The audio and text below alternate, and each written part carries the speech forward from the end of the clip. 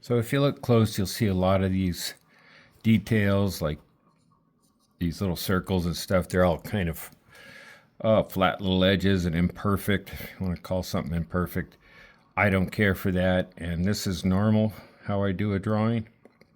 I'll like this is overpainted, this red circle. I don't like the color.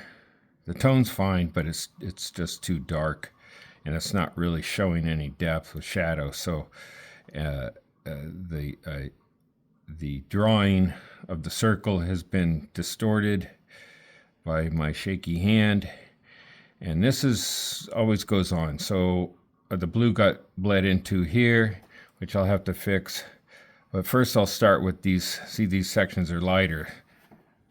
So I'll grab a little clear water and just spread it over the ink that I already put on, water-based ink and watercolor. They're very similar to me. You can call them ink or watercolor. I don't know the technical difference, but they act the same on this drawing paper. And so I'll just start lifting some off, redefining the circle. So I usually overpaint most everything, and then I redefine it. So I kind of intentionally make it a mistake. It's just the way I do things. My watercolor paintings are the same way. I'll show you one day on watercolor paper how I do it, how I start. For me, I worked at the body shop. I was a car painter for 34 years, almost 35 years. So everything was kind of an error. Our business was built on error and repair. So I was trained in a way to fix mistakes. And my paintings and drawings are like that. I start off, everything's a mistake. Look at this blue circle. It's a mess. I don't over worry about making it perfect at the beginning. I'll put paint on there, even if it's bled into. It won't matter, hopefully, because I'll redefine the circle later on. It takes a long time to do these kind of drawings and paintings because you're always working and reworking. But it's kind of a metaphor for life, you know. Your life is a big bundle of mistakes in the process of correction, and that's my philosophy on how I do my art.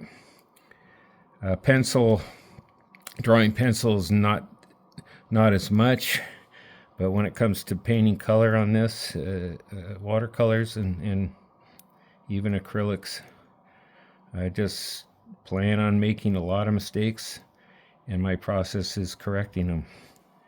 And this is how I do it. Then I'll just lift some up to try to give it some depth, lighten the top part, darken the edges. So I'll take the tip of the brush and just kind of push it over. Hopefully it'll work. Just depends how much water's on the brush. We'll let it absorb. If you have too much water, it won't allow it to absorb. If you have not enough on there, it will absorb too much where you don't want it to absorb. So it's just, a little practice, maneuvering, pushing things around until you get it to where you want. For the next layer, I'll be going over this another time. It's just kind of how it's done.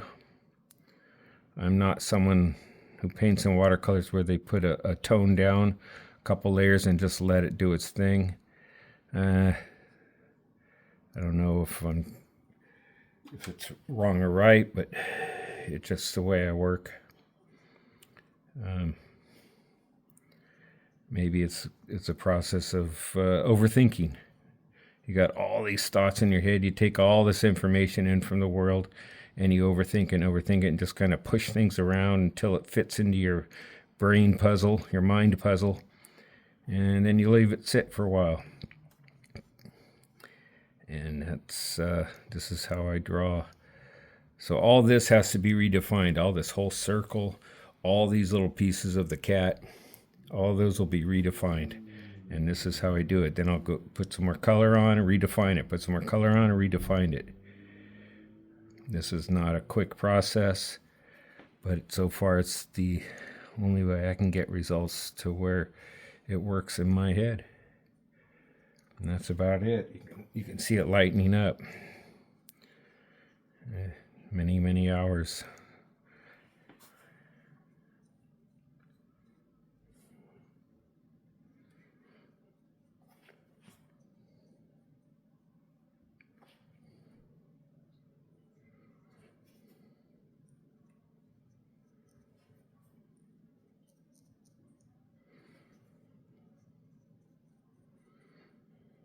And that's all I have for you now. Bye.